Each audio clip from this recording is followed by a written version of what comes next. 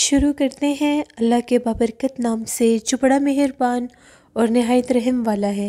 तमाम तारीफ़ें मेरे अल्लाह रब्बुल इज़्ज़त के लिए हैं। अस्सलाम वालेकुम लिसनर्स, मैं हूँ आप लोगों की होस्ट नौशीन और मैं अपने चैनल खौफनाक कहानियों में अपने सभी सुनने वालों को खुशामदीद कहती हूँ।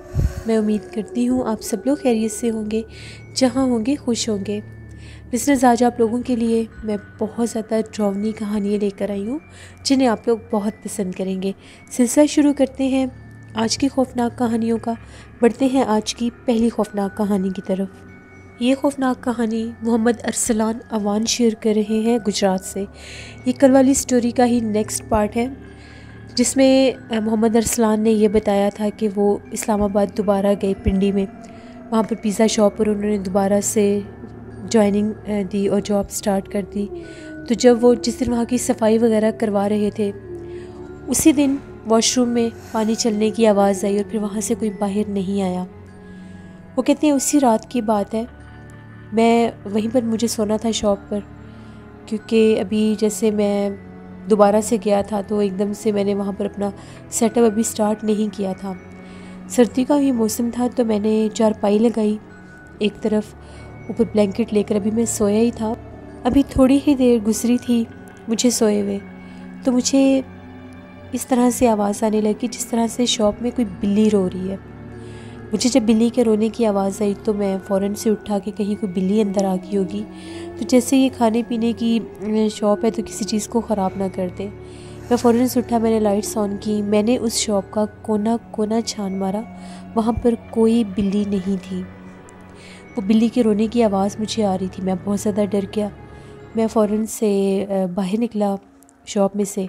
वहाँ पर पास ही जनाह टाउन के इधर पास ही कुछ सिक्योरिटी गार्ड्स थे, तो वहाँ पर मैंने उन्हें बुलाया। वो बिल्कुल हम लोगों की शॉप के बाहर ही वो लोग बैठे होते थे।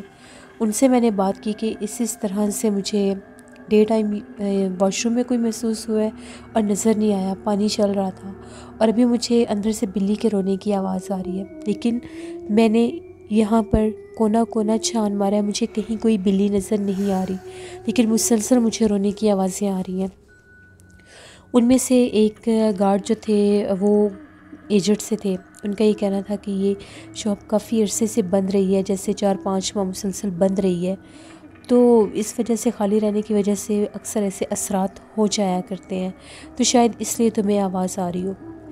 मैं तो डर के मारे अंदर भी नहीं जा सका। सारी रात मैं लोगों के साथ ही बैठा रहा, फजर तक मैं बैठा रहा। फजर की नमाज़ हम लोगों ने पढ़ी तो उसके बाद मैं दोबारा से डरता डरता शॉप के अंदर गया। बहुत मुझे डर लग रहा था। मैंने अल्लाह का नाम लिया और जाकर मैं सो गया। मैं ऐसा सोया सारी रात का जागा हुआ कि 12 बजे मुझे शॉप के ऑनर ने आकर मुझे जगाया। मैंने उन्हें सारी रात वाली बात बताई तो उनका ये कहना था कि नहीं, आपको वहम हुआ होगा, पहले भी तो आप यहीं पर काम करते रहे हैं, तो ऐसी कोई बात नहीं है। शायद उन्हें भी कुछ आइडिया था कि वहाँ पर ऐसे कोई मामलात हैं, लेकिन वो इस चीज़ को मान नहीं रहे थे। इसी तरह से वो जो हम लोगों के ऑनर थे उनका नेम शहजाद साहब था। एक दफ़ा हम लोग अपनी शॉप के बाहर ही बैठे हुए थे, हमारे साथ एक और बुज़ुर्ग शख्स भी बैठे हुए थे। बिल्कुल हम लोग शॉप के बाहर बैठकर बात कर रहे थे, शाम का टाइम था। तो एकदम से अंदर से कोई मशीन चलने की आवाज़ आई, जैसे चीज़ क्रशिंग मशीन होती है। जब मैं अंदर गया तो वहाँ पर जितनी भी हम लोगों ने मशीन्स रखी हुई थी वो सारी चल रही थी। मैं भागता हुआ बाहर आया और मैंने वो शहजाद साहब को बुलाया और कहा कि आकर देखें, सारी मशीन्स चल रही हैं, मैंने कोई भी ऑन नहीं की। जब उन्होंने देखा वो भी काफ़ी ज़्यादा परेशान हो गए। वो मुझे कहने लगे कि तुम यहाँ पर रात कैसे गुजारते हो, यहाँ पर तो अजीबो-गरीब मामलात होना शुरू हो गए हैं। मैंने ये कहा कि मैं आयतुल कुर्सी और चारों कुल पढ़कर अपने आप को अल्लाह के सुपुर्द करके सोता हूँ। वो मखलूक मेरे करीब तो नहीं आती, लेकिन किसी टाइम मुझे डराने की, तंग करने की कोशिश ज़रूर करती है। बिल्ली की आवाज़ें तो रोज़ ही आती हैं, लेकिन बिल्ली कोई भी दिखाई नहीं देती। हम लोगों की शॉप के साथ एक और शॉप थी, तो वहाँ पर भी एक लड़का था, उसका नेम मैं ऑन एयर नहीं कर सकता। वो जिन्नात पर बिल्कुल भी बिलीव नहीं रखता था। वो हमेशा मुझे यही कहता था, फजूल में तुमने अपने सर के ऊपर ये वहम सवार किया हुआ है, ऐसा वैसा कुछ भी नहीं है। जिन्नात का वजूद बेशक है, लेकिन जिन्नात इस तरह से अपना आप ज़ाहिर नहीं करते। उसकी जब भी मैं ये बात सुनता था तो मुझे बड़ी हैरानगी होती थी कि ये क्यों इस चीज़ पर बिलीव नहीं करता। एनी हाउ एक दफ़ा ऐसा हुआ, मैं रात का खाना लेने के लिए पास ही एक होटल था वहाँ पर गया हुआ था। तो अभी मैं वहाँ से वापस ही आया तो हम लोगों की शॉप के बाहर बहुत ज़्यादा रश था, बहुत ज़्यादा लोग जमा हुए थे। मैं बहुत ज़्यादा डर गया। जैसे मैं भागता हुआ अंदर गया तो वही लड़का जो मानने से इनकार करता था ज़मीन पर बेहोश पड़ा हुआ था। उसको वहाँ से हम लोगों ने उठाया। किसी को समझ नहीं आ रही थी कि इसको हुआ क्या है। हॉस्पिटल लेकर गए, हॉस्पिटल में रहा। 2 दिन के बाद उसे होश आया तो वो बहुत ज़्यादा डरा सहमा हुआ था। फिर जब हमें पता चला कि उसे होश आ गया तो हम लोग गए कि जाके उससे पूछते तो हैं आखिर उसके साथ यहाँ पर ऐसा क्या हुआ था। जब वहाँ पर गए तो उसका ये कहना था कि जब तुम खाना लेने के लिए गए तो मेरे सामने तुम निकल कर गए थे, मुझे वॉशरूम जाना था। तो जब मैं तुम्हारी शॉप में गया वॉशरूम यूज़ करने के लिए तो वॉशरूम का दरवाज़ा बंद था, लेकिन अंदर से ऐसी आवाज़ें आ रही थी जैसे कोई पानी को यूज़ कर रहा है। मुझे लगा कि शायद कोई पास और भी शॉप है, कोई और आया होगा। मैं वहाँ पर खड़ा हो गया, वेट करने लग गया। तभी 1-2 मिनट के बाद पानी की आवाज़ आना बंद हो गई तो दरवाज़ा खुल गया। जैसे दरवाज़ा खुला अभी तक बाहर कोई नहीं आया था, तो मैंने सोचा कि मैं खुद आगे जाकर देखता हूँ। दरवाज़ा खुला है, पानी बंद हुआ है, लेकिन बाहर कोई क्यों नहीं आया। जब मैंने दरवाज़ा खोला तो सामने एक बहुत ज़्यादा काले रंग की बिल्ली बैठी हुई थी। उसकी आंखें इतनी रेड हुई हुई थी जैसे उसकी आंखों में खून उतरा हुआ है। उस बिल्ली ने जब मेरी तरफ देखा मैं बहुत ज़्यादा डर गया। मैं वहाँ से भागने लगा। जैसे मैं टर्न हुआ मुझे ऐसा लगा कि मुझे किसी ने उठाकर हवा में ऊपर खड़ा कर दिया और मेरा सर छत के साथ लग रहा था और मैं पूरा दीवार के साथ था। मुझे किसने उठाया हुआ था मुझे कोई नज़र नहीं आ रहा था। वो बिल्ली इतनी डरावनी आवाज़ें निकाल रही थी और हुर्रा रही थी। मैंने चीखना शुरू किया तो तुम्हारी शॉप के जो ऑनर हैं शहजाद साहब ये आए तो उन्होंने देखा कि मैं हवा में हूँ, लेकिन ये समझ नहीं आ रही कि मुझे उठाया किसने हुआ है। मेरा सर छत के साथ लगा हुआ था। फिर उन्होंने जैसे आयतल कुर्सी पढ़ना शुरू की और मेरे ऊपर फूंकने लगी। ऊंची आवाज़ में आयतल कुर्सी पढ़ी तो उस मखलूक ने मुझे उठाकर नीचे फेंका और मैं गिर गया। तुम्हारी हिम्मत है कि तुम वहाँ पर रात रहते हो। तुमने मुझे बताया था कि वहाँ पर जन्नत है, लेकिन मैंने इनकार किया था। मैं बिल्कुल इस चीज़ से तौबा करता हूँ, क्योंकि जन्नत जहाँ पर होते हैं वो अपना आप ज़ाहिर भी करते हैं। फिर उसके बाद शुरू में मुझे बहुत ज़्यादा जन्नत तंग करते थे। कभी मेरे बाजू को छेड़ देते थे, जगा देते थे मुझे। कभी ऐसा लगता था मेरे पास से कोई गुजर कर गया है। लेकिन जब से फिर मैंने आयतुल कुर्सी और चारों कुल पढ़ने शुरू किए थे, फिर जन्नत ने मुझे तंग करना छोड़ दिया। 2 माह के बाद वो शॉप बंद हो गई, क्योंकि वहाँ पर काम करना आसान नहीं था। वो मखलूक अपना आप बहुत ज़्यादा ज़ाहिर करती थी। फिर मैं वापस गुजरात आ गया। अभी मैं स्टिल इधर ही हूँ और ये मेरी ज़िंदगी की एक ऐसी खौफनाक कहानी है जिसे मैं कभी भी फरामोश नहीं कर सकता। बहुत शुक्रिया मोहम्मद अरसलान आपका। बढ़ते हैं एक और ख़ौफनाक कहानी की तरफ। ये ख़ौफनाक कहानी अरीबा शेयर कर रही हैं फैसलाबाद से। अरीबा कहती हैं, मैं फैसलाबाद की रहने वाली हूँ और आपके साथ हम लोगों की ज़िंदगी में पेश आने वाली एक बहुत ही ज़्यादा डरावनी कहानी शेयर करना चाहती हूँ। आज से 8 साल पहले की बात है। मेरी जब शादी हुई तो अभी मेरी शादी को 4 माह हुए थे। तो वहाँ पर मदीना टाउन में मेरे इन लॉज ने एक नया घर स्टार्ट किया हुआ था। जब शादी को 4 माह गुजरे तो उस घर में हम लोगों ने शिफ्ट होना था। वो घर बहुत ही ज़्यादा खूबसूरत बनाया गया था और वहाँ पर जो सारा इलाका था काफ़ी पोश इलाका था वो। जब हम लोग वहाँ पर शिफ्ट हुए मुझे वो घर देखकर बहुत अच्छा लगा। मेरे उस इन लॉज में मेरे सास ससुर थे, हस्बैंड थे, एक उनकी बहन थी और एक भाई उनके बाहर होते थे। बिल्कुल छोटी सी फैमिली थी, लेकिन घर बहुत ज़्यादा बड़ा और ख़ूबसूरत था। सर्वेंट क्वार्टर भी था वहाँ पर। तो हम लोगों के जो सर्वेंट्स इधर थे वो भी हम लोगों के साथ वहीं पर शिफ्ट हो गए। अभी उस घर में हमारे तकरीबन शिफ्टिंग के बाद जैसे पूरा घर सेट हो जाता है तो तीसरा दिन था। जब से हम लोग उस घर में आए थे तो मेरी जो नंद थी उसकी तबीयत बहुत ज़्यादा ख़राब होने लग गई। उसके सर में बहुत दर्द रहने लग गया। फिर उसका कमरा चेंज कर दिया गया। पहले उसका कमरा जो था वो 2nd फ्लोर पर था, तो ऊपर इतना ख़ास किसी का आना जाना नहीं था। तो फिर जो मेरे सास ससुर थे उन्होंने यही कहा कि तुम नीचे शिफ्ट हो जाओ, शायद ऊपर अकेली होती हो तो ज़्यादा बातचीत किसी से नहीं करती हो, इसलिए स्ट्रेस ले लेती हो। वो नीचे शिफ्ट होगी। अब उसका रूम बिल्कुल जहाँ पर एंट्रेंस था वहाँ पर ड्राइंग रूम के साथ वाला रूम उसका था। उससे आगे फिर एक लॉबी सी थी जिसमें आमने सामने रूम्स थे। एक दफ़ा ऐसा हुआ, रात तकरीबन 12:30 बजे का टाइम था। हम लोग अपने रूम में सो रहे थे। हम लोगों के रूम का भी दरवाज़ा बंद था।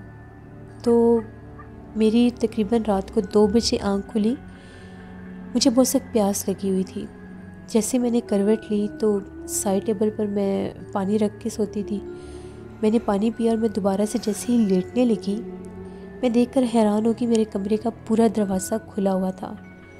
दरवाज़ा कब खोला और किसने खोला मुझे नहीं याद, क्योंकि मैं सोने से पहले बंद करके सोती थी अपना दरवाज़ा। यहाँ तक कि अंदर से भी हम लोगों ने लॉक किया होता था। जो मेरे हस्बैंड थे वो बहुत गहरी नींद में सो रहे थे। अब मैं उनको देख रही थी कि दरवाज़ा किसने खोला है। इससे पहले कि मैं उठकर दरवाज़ा बंद करती, हम लोगों के कमरे में कर्टन्स थे दरवाज़े के आगे। काफ़ी भारी वो कर्टन्स थे। डे टाइम अगर दरवाज़ा खोला होता था तो आगे कर्टन्स होते थे। उन कर्टन्स में से जो दरवाज़े वाली साइड वाला कर्टन था उसको कोई उठाकर हल्का सा फेस मुझे नज़र आ रहा था, कोई देख रहा था। मैंने वहीं पर पूछा कि कौन है। जैसे मैंने पूछा तो किसी ने वो कर्टन नीचे गिरा दिया, छोड़ दिया कर्टन को। कर्टन हिलने लग गया। अब मुझे बड़ा अजीब लगा। मैं फ़ौरन से उठी।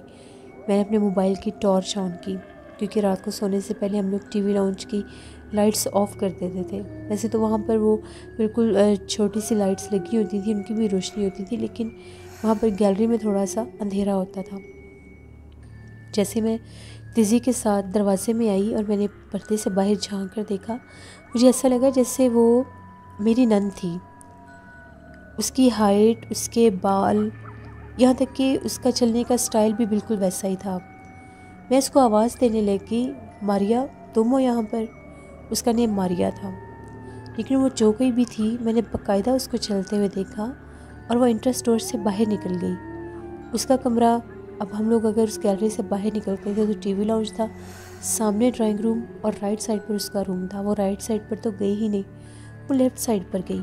जब वो लेफ़्ट साइड पर गई तो मुझे बड़ा अजीब लगा, इतनी रात को ये बाहर क्यों जा रही है। मैं तेज़ी से उसके पीछे गई तो जो एंट्रेंस था उसका दरवाज़ा बंद था। मेरे सामने वो वहाँ से टर्न हुई। वो कहाँ गई मुझे नज़र ही नहीं आ रही थी। मैंने खुद एंट्रेंस डोर खोल कर बाहर भी देखा, बिल्कुल अंधेरा था।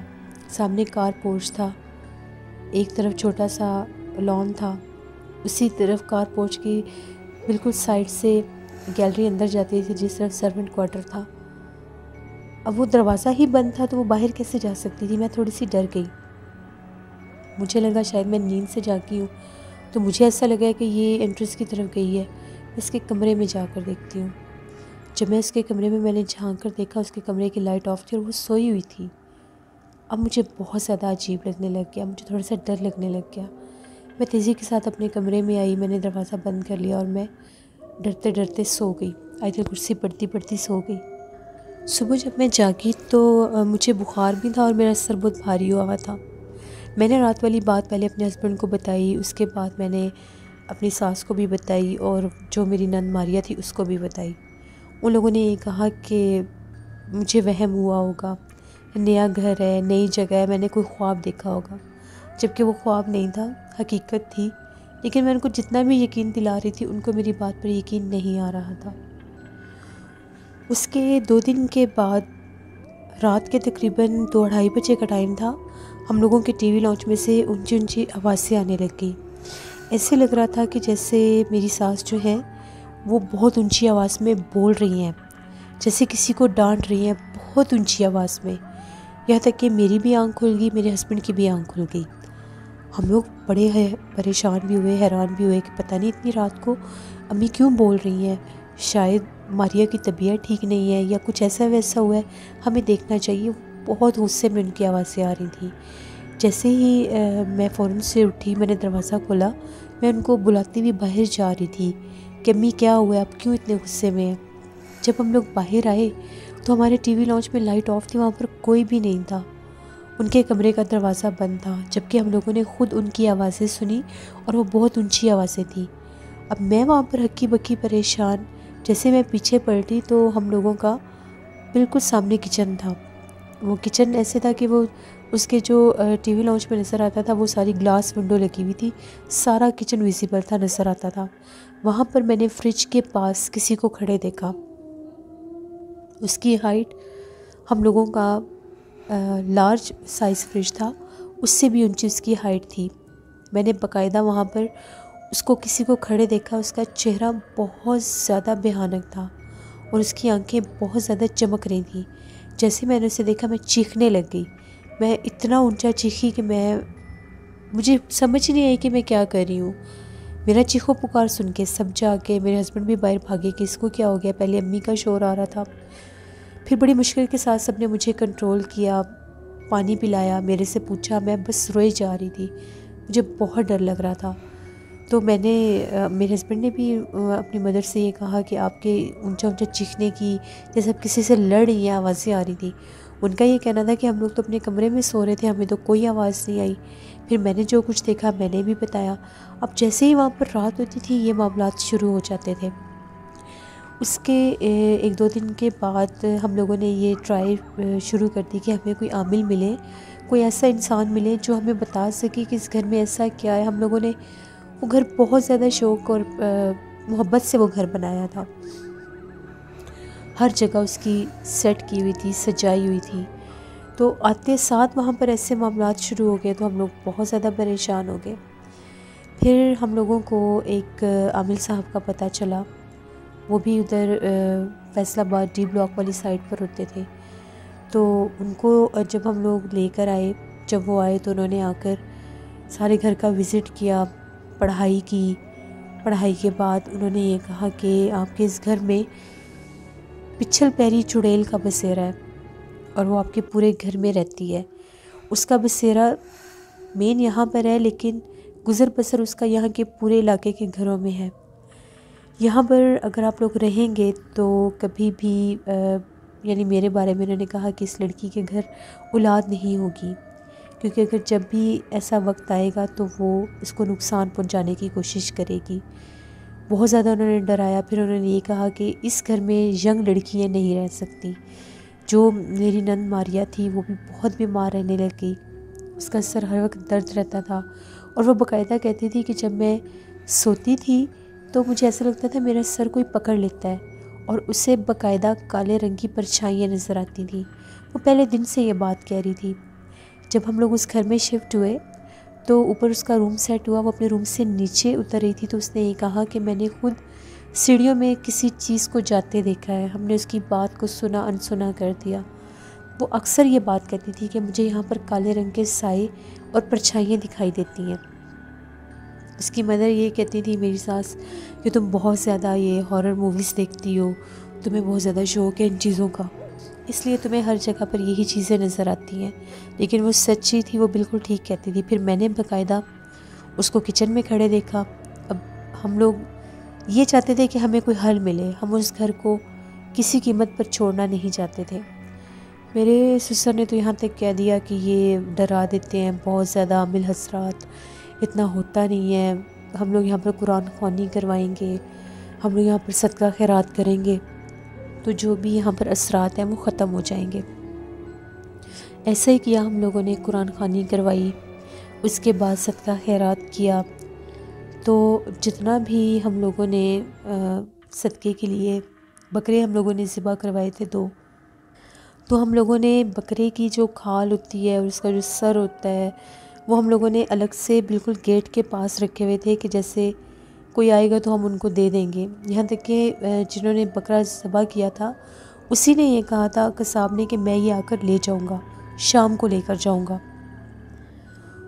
तो हम लोगों ने वो गेट के पास रखा था और जो सर्वेंट्स थे उनको बता दिया था कि जब वो लेने आएगा तो उसको दे देना। उस रात हम लोगों के अपने रिलेटिव्स थे, उनके घर हम लोग सारी फैमिली गई हुई थी।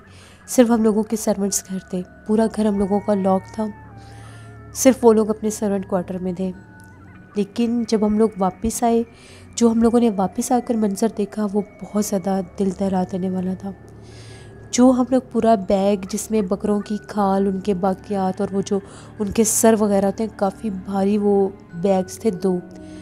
वो बैग्स बंद हम लोगों के घर के इंटरेस्ट में कोई घसीट कर उनको, गेट पूरे से उनको घसीट कर पूरा खून लगा हुआ था। हम लोगों के इंटरेस्ट में अंदर सीढ़ियों से ऊपर ले जाकर जो हम लोगों का ऊपर टीवी लाउंज था, वहाँ पर एक कोने में वो खाली शॉपर पड़े हुए थे। हम लोगों ने अपने सर्वेंट से पूछा, उन लोगों का ये कहना था कि आप लोगों के आने तक यानी 5-10 मिनट पहले वो लोग कह रहे थे कि हम लोग 2 दफ़ा बाहर बेल हुई है, हम लोगों ने आकर देखा भी है, पूछा भी है, बाहर कोई नहीं था। तो हम लोग वापस अपने क्वार्टर में चले गए हैं कि जब आप लोग आएंगे तो कार का हॉर्न होगा तो हम लोग दरवाज़ा खोल देंगे।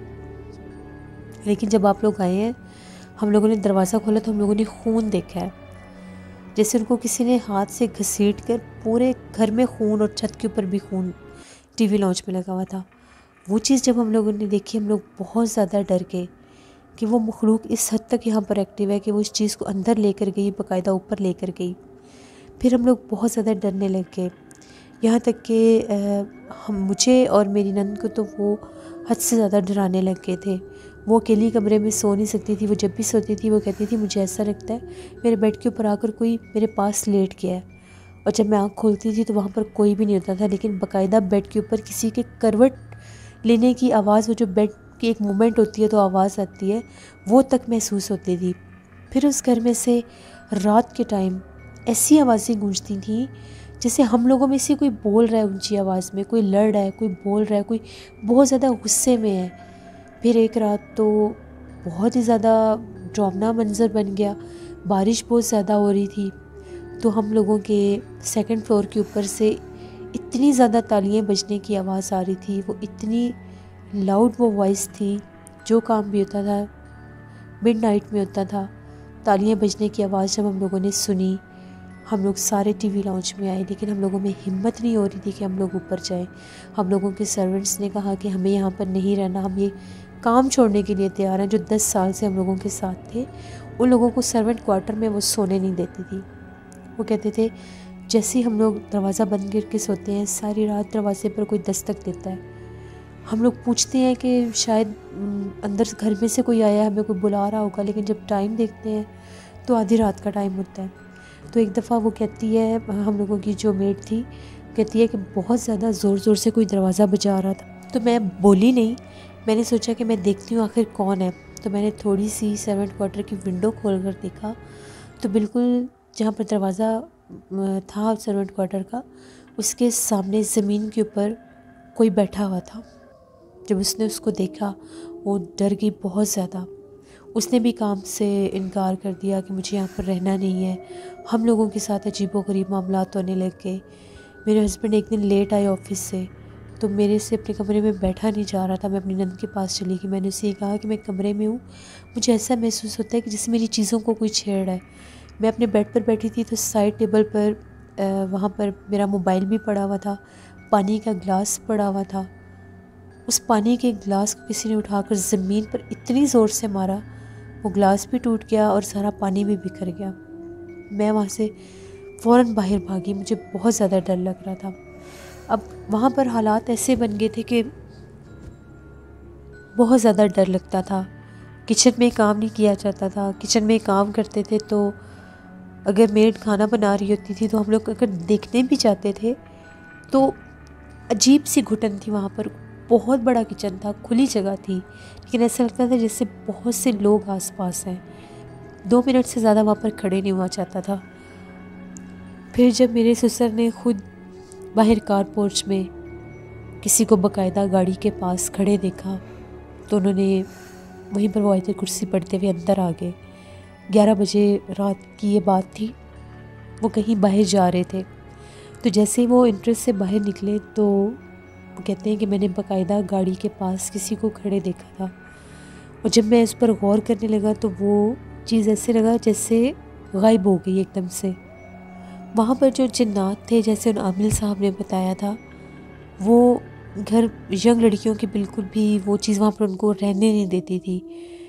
बहुत ज़्यादा हम लोग वहाँ पर परेशान हुए, लॉसेस होने लग गए, चीज़ें गुमने लग गई, चीज़ें पड़ी पड़ी टूट जाती थी।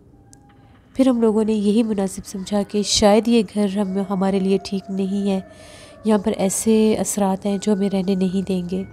फिर हम लोगों ने वो घर खाली कर दिया। हम लोगों ने जो पुराना घर था वो भी मेरे लॉस का अपना ही था, रेंट पर दिया हुआ था, वो खाली करवाया, उधर शिफ्ट हुए दोबारा से। फिर उस घर में बहुत कोशिश की, बहुत से लोगों को लेकर आए, वहाँ पर बहुत ज़्यादा अमल करवाए, पढ़ाइयाँ करवाईं, लेकिन उस मखलूक ने वहाँ पर किसी को नहीं रहने दिया। रेंट आउट करते थे तो वो घर एक माह में खाली हो जाता था। काफ़ी अर्सा वो घर पड़ा रहा। फिर हम लोगों ने इसको फॉर सेल लगा दिया तो वो किसी और ने ख़रीद लिया। उन लोगों को पता था कि ये घर इन लोगों ने ख़ुद बनाया है बड़े शौक़ से, लेकिन वहाँ पर रहे नहीं। तो मामलात लोगों की समझ में आ जाते हैं। इसके बावजूद वो लोग अग्री हो गए थे उसको परचेज़ करने के लिए, तो हम लोगों ने सेल आउट कर दिया। लेकिन जितने दिन हम लोगों ने वहाँ पर गुजारे थे वो किसी डरावने ख्वाब से कम नहीं थे। ये हम लोगों की ज़िंदगी की एक कहानी थी जो मैंने आपके साथ शेयर की। बहुत शुक्रिया रिबा आपका। जिससे ये थी आज की खौफनाक कहानी। अपना फ़ीडबैक मुझे ज़रूर दें, आप लोगों को कैसी लगी। आप लोग भी अपनी खौफनाक कहानियाँ शेयर कर सकते हैं डिस्क्रिप्शन बॉक्स में दिए गए ईमेल आईडी nosheer57@gmail.com पर। इसके अलावा आप लोग मुझे कमेंट बॉक्स में भी स्टोरी शेयर कर सकते हैं। हॉरर उर्दू सेंटर पर मैं एम ए राहत का नया नावल स्टार्ट कर रही हूँ 100 साल पहले। बहुत हॉरर नावल है। आप लोगों ने कम्युनिटी टैब में उसका थंबनेल देख लिया होगा, तो इंशाल्लाह कल उसकी फ़र्स्ट एपिसोड होगी, उसको ज़रूर विज़िट करिएगा आप लोग। मैंने एक नया चैनल स्टार्ट किया है। मुझे बहुत से लोग कहते हैं कि आप शॉर्ट्स में भी अपनी स्टोरीज़ और नावल को दिया करें, तो वो इन लॉन्ग स्टोरीज़ चैनल पर तो वो पॉसिबल नहीं है। इसलिए मैंने हॉरर शॉर्ट्स के नेम से आज ही एक चैनल क्रिएट किया है जहाँ पर आपको नावल और स्टोरी से रिलेटेड शॉर्ट्स मिला करेंगे। जो लोग भी शॉर्ट्स में विज़िट करना चाहते हैं मेरे चैनल को, वो ज़रूर हॉरर शॉर्ट्स को जाकर सब्सक्राइब करें। लिंक आप लोगों को डिस्क्रिप्शन बॉक्स में मिल जाएगा। अपना बहुत सा ख्याल रखिएगा। आप लोगों की सपोर्ट चाहिए। इंशाल्लाह नेक्स्ट भी मेरे पास कोई आइडिया होगा तो मैं कोई नया चैनल भी स्टार्ट करूँगी। अभी ये जो मेरे 2-3 चैनल हैं जिनको मैं प्रॉपर टाइम दे रही हूँ, जिन पर मैं वर्कआउट कर रही हूँ, उनको ज़रूर सपोर्ट करिए। आप लोगों की सपोर्ट की ज़रूरत है। अपना बहुत सा ख्याल रखिएगा। अपनी ढेरों दुआओं में मुझे, मेरी फैमिली को ज़रूर याद रखिएगा। इंशाल्लाह कल आप लोगों के साथ फिर मुलाकात होगी किसी नई खौफनाक कहानी में। Thank you for watching. Stay blessed. अल्लाह निगहबान।